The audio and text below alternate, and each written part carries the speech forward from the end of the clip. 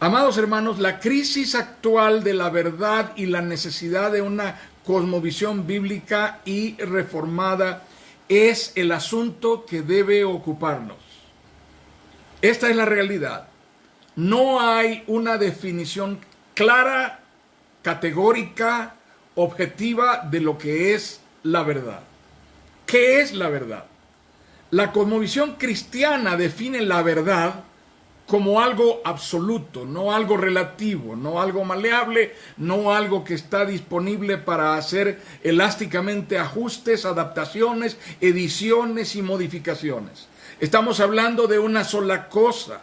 Nos referimos a aquella definición objetiva, universal y atemporal que pertenece a Dios y que nos ciñe a la razón y sentido fiel, correcto, moral y justo de la realidad de todas las cosas a determinar. Lo que determina su categoría absoluta de verdad inobjetable e inerrante es que se trata de una revelación de la naturaleza y carácter de Dios. Lo repetiré. Lo que determina su categoría de verdad absoluta, inobjetable e inerrante es que se trata de una revelación de la naturaleza y del carácter de Dios. Ahora bien, el presupuesto de la inexistencia de la verdad, esa idea que dice, no hay tal cosa como la verdad, mira, cada quien vive con su propia verdad, no existe la verdad absoluta. Nosotros leemos eso y entendemos eso como la cosmovisión caída y totalmente depravada del hombre. El hombre separado de Dios no tiene posibilidad de acceder a tal cosa como la verdad absoluta porque su mente no la puede concebir. El hombre piensa y afirma y vive con la ideología, con la mentalidad que dice que es falso que exista algo tal como una cosa que podamos llamar verdad absoluta, a la cual nos tengamos que ceñir todos y con la cual tengamos que vivir como una especie que nos sujeta. Eso no existe, dice el hombre. El presupuesto bíblico y el presupuesto cristiano lo contradice. El presupuesto bíblico, cristiano, evangélico dice, sí existe tal cosa. No es algo ligero, no es algo irrelevante. Se trata en realidad de una forma de revelación que tiene un origen que nos trasciende a nosotros y que nos refiere al mismo tiempo inevitable, ineludible e insoslayablemente a Dios. Eso es la verdad absoluta. Existe. No depende de nosotros. Nos trasciende. Está por encima de nosotros. Es revelación. Le pertenece a Dios y nos refiere ineludiblemente a Dios. Así que cuando estamos aquí, estamos en un terreno tenso, un terreno difícil, en donde la contienda está en la negación de la verdad absoluta. Todo acto de negación de la verdad absoluta es necesariamente una negación de Dios. Cuando alguien dice la verdad absoluta no existe, inherente e implícitamente está negando que Dios exista, porque Dios es el autor de la verdad. La posición ateísta más común hoy, no es como hace siglos o hace décadas, más bien la postura filosófica, dogmática, académica, que los teóricos sustentaban negando a Dios. No, la posición ateísta más común hoy es esa en la que se niega a Dios de manera filosófica y dogmática y mayormente, no de esa manera, sino en el estilo de vida. Hoy se niega a Dios en la cotidianidad. Hoy se niega a Dios en la manera de vivir de la gente. Hoy se niega a Dios en las costumbres y en los usos. Hoy se niega a Dios en las preferencias de las personas. Hoy se niega a Dios en la cultura predominante. Una cultura del absurdo. una cultura de la contradicción, una cultura de una forma de vida que rehúsa tal cosa como la existencia de una verdad absoluta que le pertenece a Dios, cuya autoría proviene de Dios y que es un reflejo de la naturaleza de Dios. Se niega a Dios hoy en día en diferentes escenarios. Se niega a Dios desde la cátedra, en la academia. Se niega a Dios en los parlamentos, en los curules de los congresos nacionales, en las cámaras del poder legislativo, en diferentes estados, en diferentes lugares del mundo, desde el poder ideológico y económico, desde el posicionamiento político, desde la cultura misma que se dicta en las calles, en los medios masivos de comunicación, a través de las redes sociales, a través de los medios virtuales. Así que hoy, desde allí, se dicta la ruta a seguir para el destino del hombre, para el destino de las naciones, para el destino de generaciones que se están formando con este criterio de la negación de la verdad. Estamos ante el relativismo que ha penetrado el sistema de pensamiento aún de cristianos, de pastores, de líderes, en congregaciones, en iglesias, en denominaciones, algunas de ellas históricas, muy antiguas, con una gran trayectoria y sin embargo ahora dudan de que sus criterios y principios de antaño fuesen válidos y ahora están implementando, haciendo adaptaciones, ediciones, correcciones para tomar las ideas del relativismo rampante, del relativismo rampante, del relativismo beligerante, del relativismo aplastante. También es la forma de ateísmo que mina a estas congregaciones. Se oye desde los púlpitos en donde se le enseña a congregaciones, a iglesias, doctrinas que no están centradas en Dios, que no están fundamentadas en la palabra, sino que están centradas en el hombre. No están fundamentadas en la revelación de Dios, están fundamentadas en las preferencias del hombre de acuerdo con sus estilos de vida y de acuerdo con su cultura. Y esto es ajeno a la palabra de Dios, que es sede absoluta e inerrante y sede única de la totalidad de la verdad de Dios. Ante ese escenario estamos. Y de pronto surge una quimera ideológica que es perversa, porque dice: ¡ah, qué bueno fuera! ¡Qué bueno si hubiera algo tal como la verdad absoluta! ¡Qué felices seríamos! Pero no existe. Cada quien que nace en este mundo tiene que inventar su propia versión de la verdad, negando la de la anterior generación, porque crecemos y vivimos sin referentes recibidos de nadie. Pero cuando vamos a la Biblia, lo que la Biblia nos dice es diferente. Leo para ustedes la palabra de Dios y todos los textos bíblicos que estaré compartiendo con ustedes en este tránsito corresponden a la Nueva Versión Internacional. El apóstol Pablo, inspirado por el Espíritu Santo, dice: a la verdad no me avergüenzo del Evangelio, pues es poder de Dios para la salvación de todos los que creen, de los judíos primeramente, pero también de los gentiles. De hecho, en el Evangelio se revela la justicia que proviene de Dios, la cual es por fe de principio a fin. Tal como está escrito: el justo por la fe vivirá.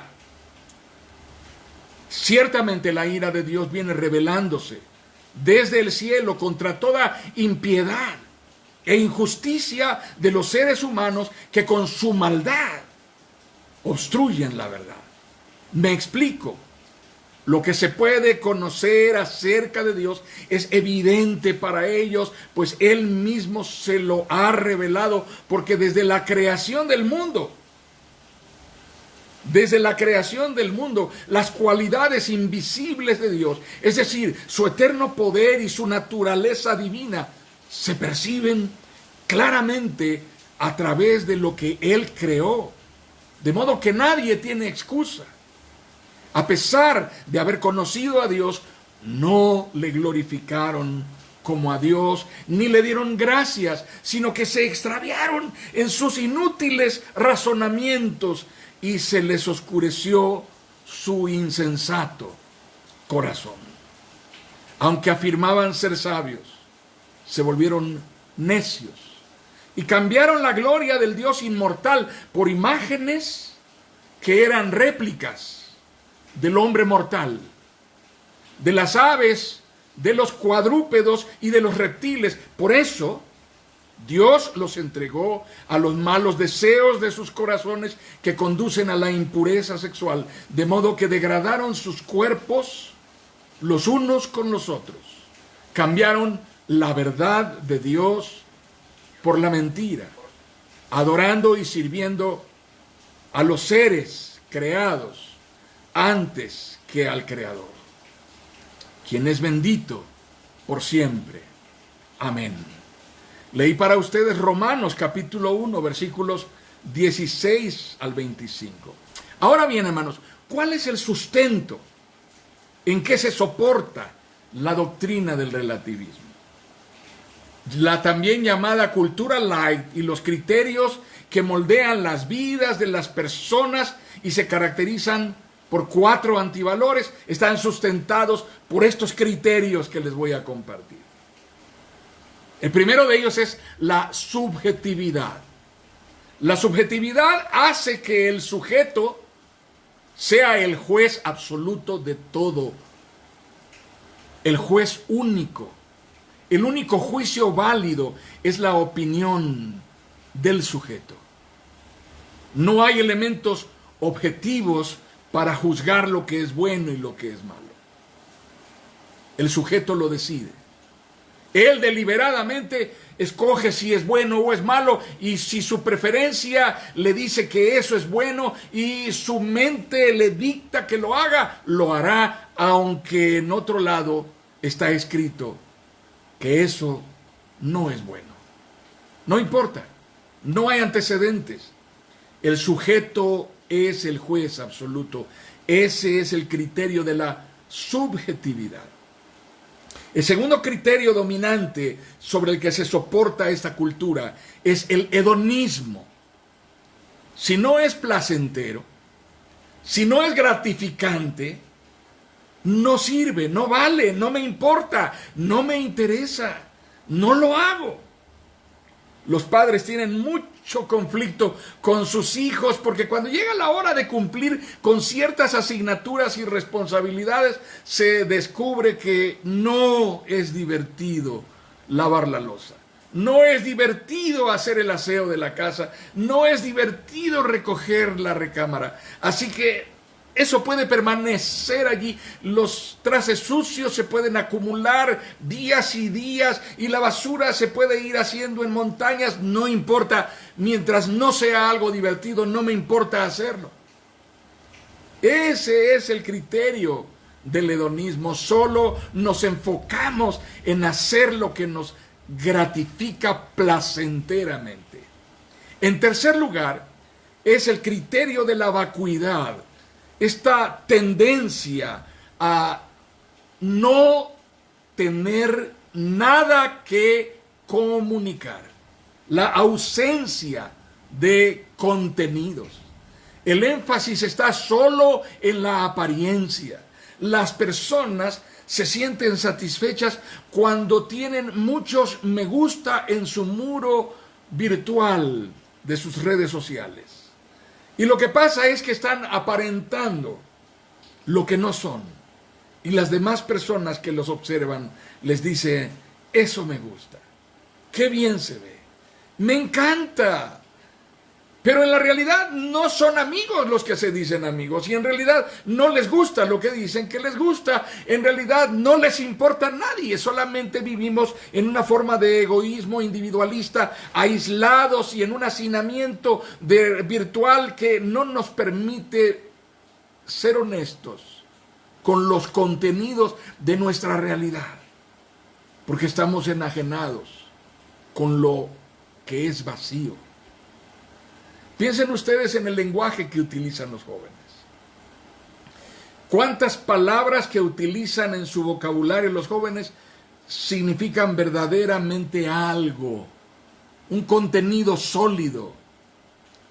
En la realidad, el vocabulario de los jóvenes en nuestro tiempo está lleno de modismos, de muletillas y de vicios verbales que no dicen nada, no comunican contenidos. Los ídolos a seguir en nuestros tiempos son ídolos vacíos, sus vidas no tienen ningún contenido útil que comunicar. No hay ninguna forma de certidumbre en ellos y sin embargo adquieren una gran popularidad. Y el último de los criterios es la intrascendencia. La intrascendencia nos habla de la manera tan superficial en que las personas vivimos en nuestro tiempo.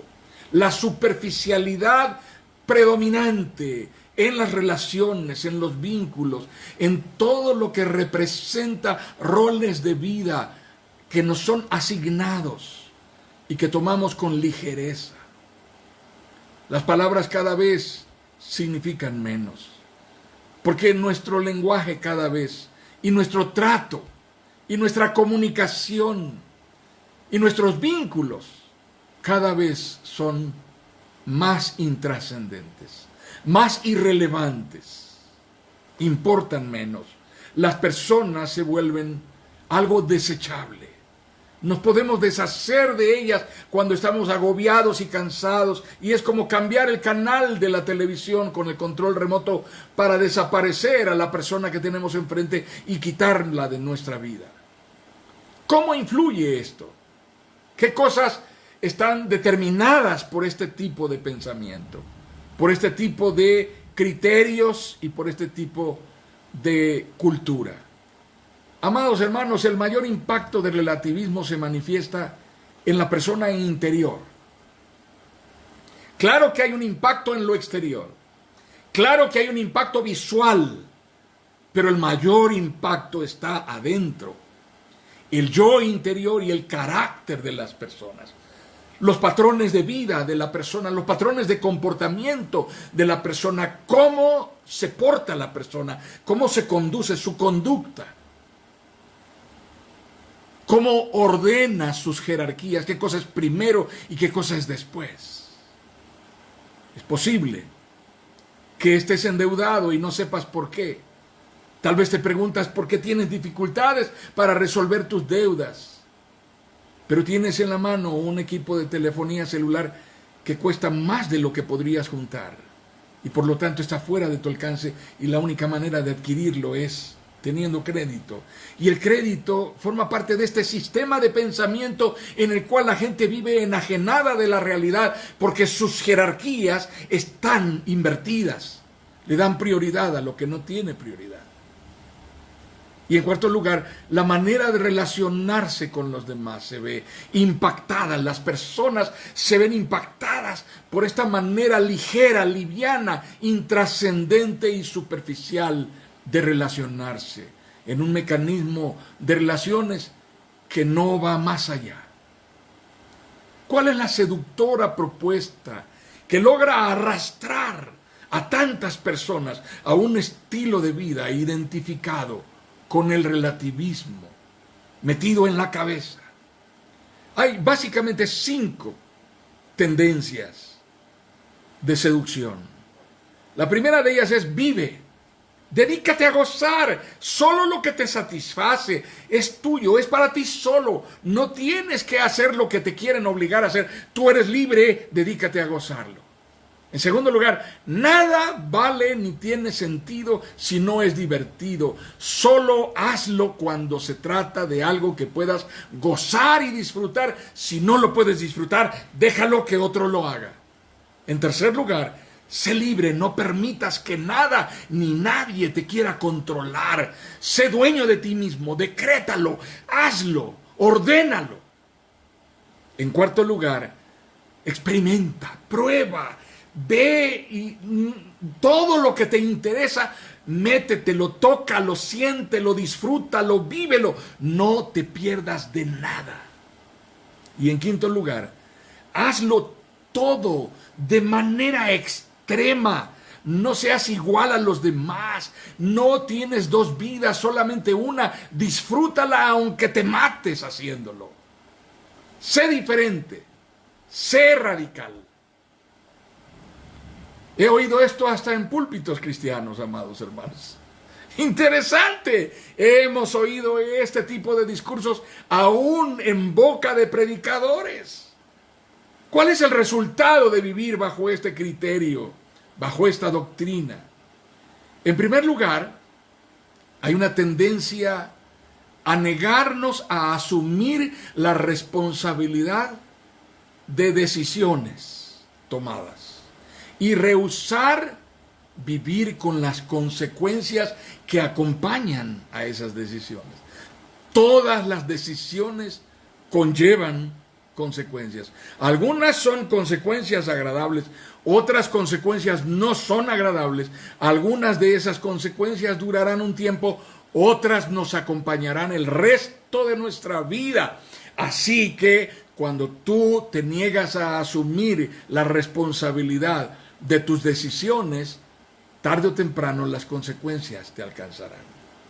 En segundo lugar, esta persona que vive bajo este criterio cambiará de canal cada vez que las cosas se ponen difíciles o que lo que está pasando le aburre. Y esto es lo que pasa.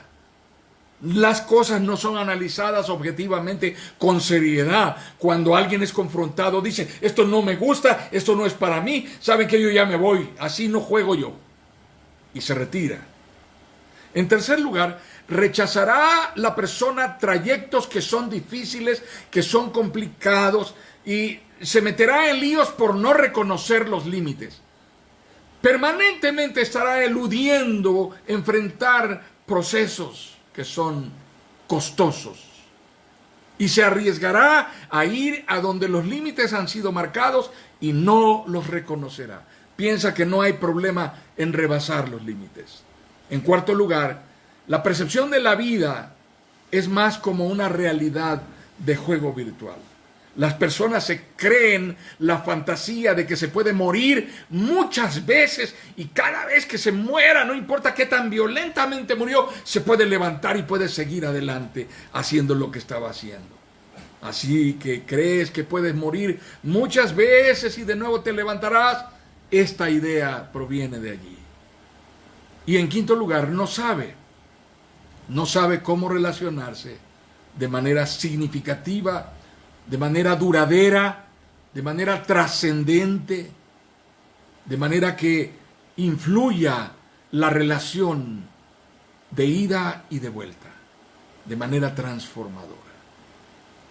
Amados hermanos, el resultado de vivir en esa doctrina es que las personas solo quieren tomar decisiones. No les interesa lo que pase después. Tienen 12 años y ya están desesperados por tomar sus propias decisiones sin que nadie interfiera en su vida, sin tomar en cuenta a nadie más. A los 12 años. En segundo lugar, no aceptas vivir procesos que sean costosos. Solamente quieres disfrutar los logros últimos. Quieres la fiesta, quieres la graduación, quieres la recompensa, pero no pagar el precio que significa llegar allí. En tercer lugar, no estás dispuesto a someterte, te choca obedecer, frecuentemente tendrás conflicto con los límites. Cuando llego a este punto, usualmente les pregunto a los padres, ¿cuándo fue la última vez que tuvieron una dificultad en casa relacionada con dar o no algún permiso que les fue solicitado? No vas. No hay permiso. ¿Y qué sucede cuando dices no? Se desata todo un proceso de extorsión, de chantaje, todo un mecanismo de presión que involucra actos dramáticos dignos de Hollywood, y la gente a veces queda impresionada a tal grado que los padres ceden y dicen, no, está bien, puedes ir. Así que estás en esta tendencia de chocar con los límites recurrentemente, y no importa si no se trata de alguien adolescente, esto puede llegar a suceder aún siendo personas de la tercera edad. En cuarto lugar, estás expuesto a romper estándares de conducta y lesionar tus valores. Vas a pasar por encima de lo que dijiste que jamás harías. Yo jamás haría eso. Y de repente te descubres haciéndolo y dices, ¿qué pasó conmigo? ¿Qué pasó con mi honra, con mi dignidad? ¿Qué pasó con mi integridad? Tus valores están siendo lesionados y la persona que los está pisoteando eres tú mismo. Y en quinto lugar, corres riesgos que no necesitas correr. Incluso al grado de exponer tu vida en situaciones que no tendrías que exponerla. ¿Cuáles son los caminos que no recorrerá jamás alguien influenciado de esta manera, bajo este tipo de pensamientos y de criterios? En primer lugar, ¿cómo enfrentar los fracasos y las situaciones adversas? No sabes qué hacer.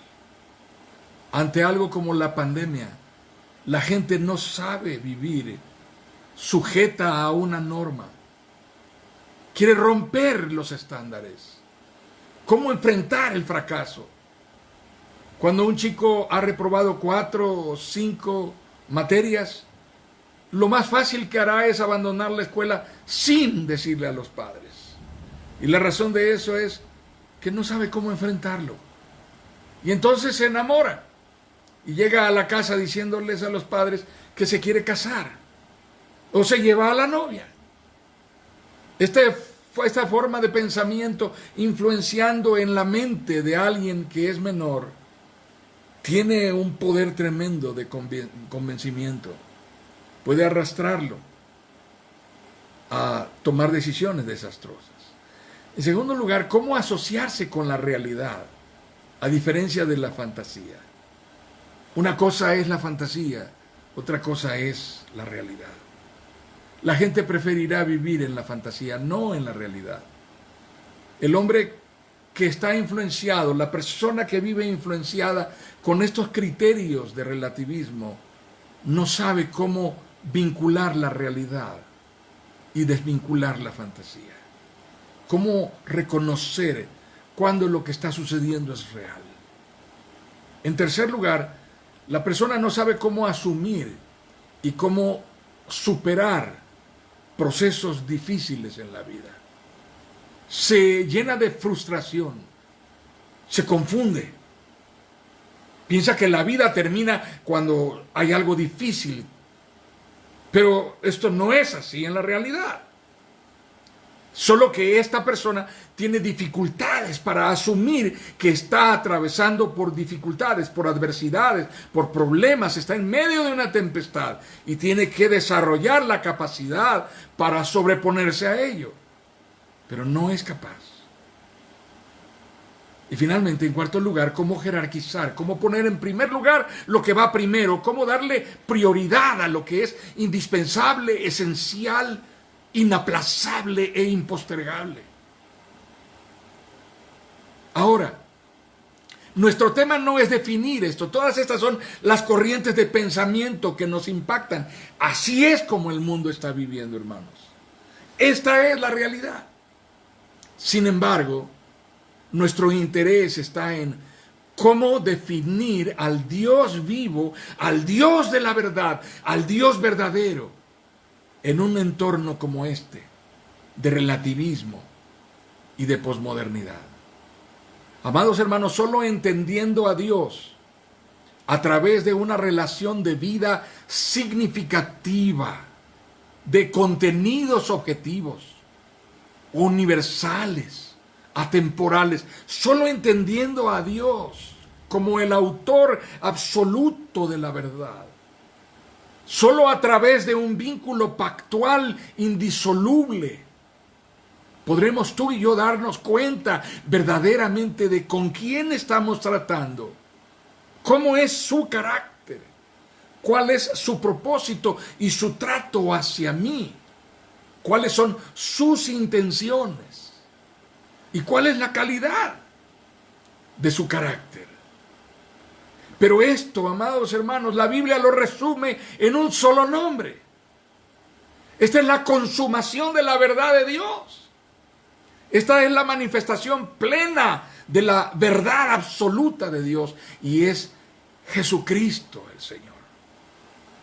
Así que cuando se trata de definir al Dios vivo verdadero en un entorno posmodernista, hermanos, tenemos que declarar la verdad de las Escrituras. Dios es un Dios de absolutos. Tú y yo, nuestros deseos y nuestras fantasías no son el referente en la vida. Lo es Dios. Nuestras preferencias, nuestras inclinaciones, nuestros apetitos son nuestros y son una identificación de nuestra condición rota y separada de Dios. Así que no son ellos el referente es Dios, su propósito, su verdad. En segundo lugar, un Dios de propósitos y asignaturas cumplidas es el Dios que nos está llamando a un trato significativo. El Señor cumplirá lo que ha determinado hacer de manera inmutable, no cede ni negocia. Dios no cambia. No hay variación en Él. El cielo y la tierra pasarán, pero su palabra no pasará. Así que el mundo tiene gran dificultad para entender y aceptar esto. Pero esta es la verdad que el mundo necesita saber. Hay algo que no cambia, hay algo que es inmutable. Es Dios. Todo lo demás está de paso. La hierba se seca, la flor se marchita. La palabra de nuestro Dios permanece para siempre. En tercer lugar, un Dios de vínculos. No es un Dios que prefiera andar temporalmente, circunstancialmente, momentáneamente con el hombre.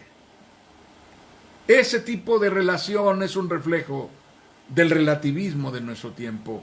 Dios es un Dios de vínculos. Lo que más se interesa a Dios en tener con el hombre es un trato personal que cambia vidas. Y ese trato es indisoluble. Ese trato es insoslayable. Ese trato es impostergable. En cuarto lugar, un Dios de gracia y de perdón. El mundo desecha a las personas. El mundo y la cultura del relativismo lo que hace es arrojar a la basura lo que se acaba, lo que se arruga, lo que se muere, lo que se pudre, lo que se descompone, lo que ya no funciona, lo que ya es de la generación anterior.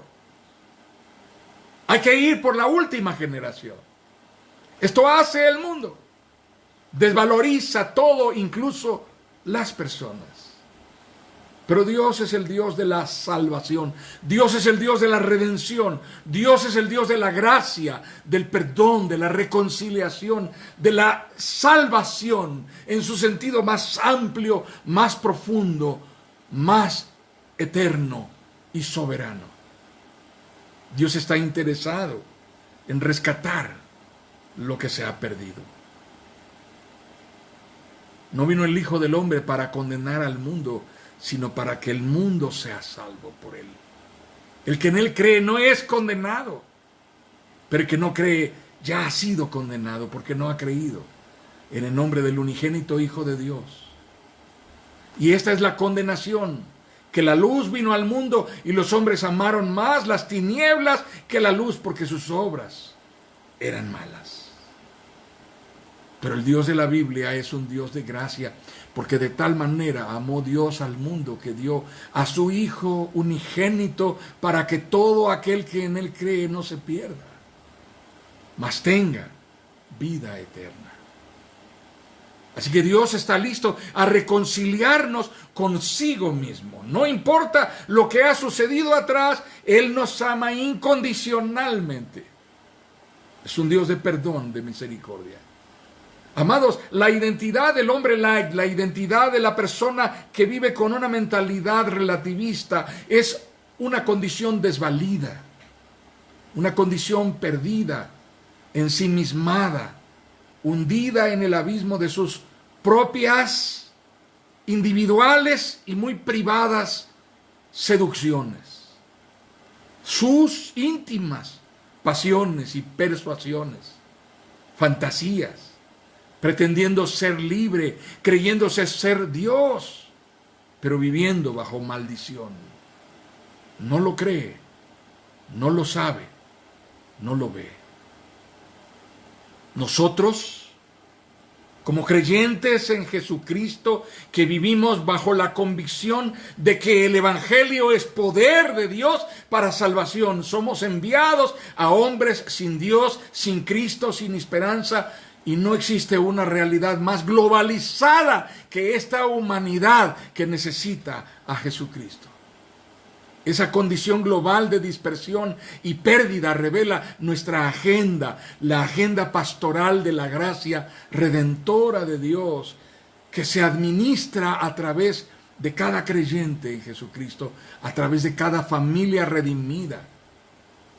¿Cómo podemos definir al Dios vivo y verdadero en un entorno posmodernista? El profeta Jeremías dice: por eso así dice el Señor, si te arrepientes, yo te restauraré y podrás servirme. Si evitas hablar en vano y hablas lo que en verdad vale, tú serás mi portavoz. Que ellos se vuelvan a ti, pero tú no te vuelvas hacia ellos. Haré que seas para este pueblo como invencible muro de bronce. Pelearán contra ti, pero no te podrán vencer, porque yo estoy contigo para salvarte y librarte, afirma el Señor. Te libraré del poder de los malvados, te rescataré de las garras de los violentos. Jeremías 15, 19 al 21. Amados hermanos, el Evangelio de Jesucristo ha sido un factor históricamente de impacto en la cultura y sigue siéndolo hoy. El Evangelio dice: Jesús recorría todos los pueblos y aldeas, enseñando en las sinagogas, anunciando las buenas nuevas del reino y sanando toda enfermedad y toda dolencia. Al ver a las multitudes, tuvo compasión de ellas, porque estaban agobiadas y desamparadas como ovejas sin pastor. La cosecha es abundante, pero son pocos los obreros, les dijo a sus discípulos. Pídanle, por tanto, al Señor de la cosecha que envíe obreros a su campo. Amados, no debemos temer al relativismo globalizado. La gran comisión de Jesús es una tarea global, de alcances universales. Pero comienza en casa, formando familias sanas, familias sólidas, capaces de comunicar certidumbre afectiva y una genuina fe centrada en Jesucristo. Ocúpate de los tuyos, ejerce una custodia protectora, providente, amorosa, cálida, cercana, que refleje el carácter y la naturaleza de Dios. Salva a tu familia de las garras de esta forma de pensamiento. Alcanza a la siguiente generación con certidumbre de amor, con certidumbre de aceptación, con certidumbre de salvación en Jesucristo. Ocúpate de que en casa la verdad absoluta de Dios tenga un lugar privilegiado en el pensamiento y en el corazón de cada uno. Y estas palabras que yo les hablo hoy, las hablarás a tus hijos, estando en el camino y cuando te levantes y en la mesa, en todo lugar y en todo momento, hasta cuando te acuestes. Y las atarás en tu frente y en tu brazo. Amarás al Señor tu Dios con todo tu corazón y con toda tu mente, con toda tu alma, con todas tus fuerzas.